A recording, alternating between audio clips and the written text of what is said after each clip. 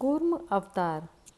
भगवान विष्णु के 10 अवतारों में दूसरा कूर्म अवतार वैशाख पूर्णिमा को हुआ। कूर्म अवतार को कश्यप अवतार, कछुआ के रूप में अवतार भी कहते हैं। कूर्म के अवतार में भगवान विष्णु ने क्षीर सागर के समुद्र मंथन के समय मंदार पर्वत को अपने कवच पर संभाला था। इस प्रकार भगवान विष्णु मंदार पर्वत और वासुकी नामक नाग की सहायता से देवों एवं असुरों ने समुद्र मंथन करके 14 रत्नों की प्राप्ति की। इस समय भगवान विष्णु ने मोहिनी रूप भी धारण किया था।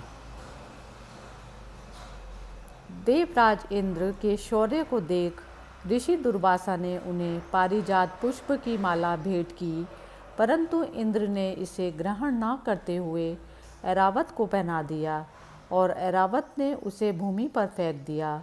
दुर्वासा ने इससे क्रोधित होकर देवताओं को श्राप दे दिया।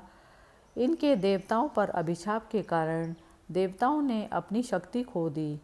इससे अत्यंत निराश होकर वे ब्रह्मा के पास मार्गदर्शन के लिए पहुँचे। उन्होंने देवताओं को भगवान विष्णु से संपर्क करने को कहा।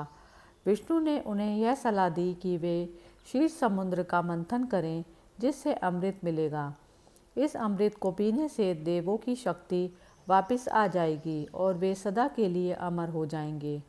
इस विशाल कार्य को मंदार पर्वत और नागराज वासुकी के सहारे से ही किया जा सकता था, जहाँ पर्वत को मथनी का डंडा और वासुकी को रस्सी के समान उपयोग किया था। इस कार्य के लिए असुरों का भी सहायक होना आवश्यक था और इसके कारण सभी देवता आतंकित हो गए, लेकिन विष्णु ने उनको समझाया और असुर देवों के पूछने पर उनकी मदद करने के लिए तैयार हो गए। अमृत के लालच में वे समुद्र का मंथन करने लगे, जहाँ एक तरफ असुर थे और दूसरी तरफ देव थे।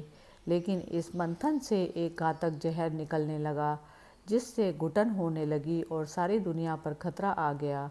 लेकिन भगवान महादेव बचाने के लिए आए और उस जहर का सेवन किया और अपने कंठ में उसे बरकरार रखा, जिससे उनका नीलकंठ नाम पड़ा। मंथन जारी रहा, लेकिन धीरे धीरे पर्वत डूबने लगा। तभी भगवान विष्णु ने कूर्म अवतार कछुआ में अवतीर्ण हुए एक विशाल कछुए का रूप धारण किया, ताकि अपने पीठ पर पहाड़ को उठा सकें। उस कछुए के पीठ का व्यास 1,00,000 योजन का था। कामधेनु जैसे अन्य पुरस्कार समुद्र से प्रकट हुए। धन्वंतरी अपने हाथों में अमृत कलश के साथ प्रकट हुए। इस प्रकार से भगवान कूर्म का अवतार हुआ।